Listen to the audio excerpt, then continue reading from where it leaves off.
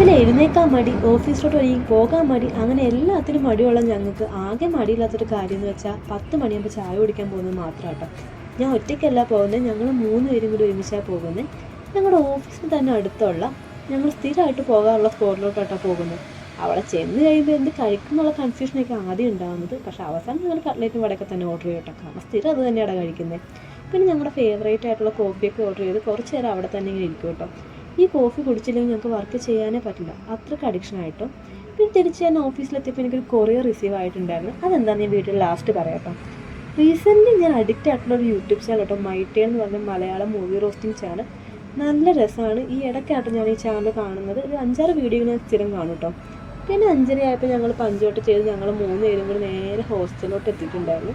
പിന്നെ എനിക്ക് നേരത്തെ റിസീവ് ആയെന്ന് പറഞ്ഞത് ഇതാണ് കേട്ടോ, ഒരു സെറ്റ് ഓഫ് ഇയറിങ്സ്, ചെയിൻ, പെൻഡൻ്റൊക്കെ ആയിരുന്നു. എൻ്റെ ഫ്രണ്ടിൻ്റെ പുതിയൊരു ബിസിനസ് സ്റ്റാർട്ടപ്പ് ആട്ടോ.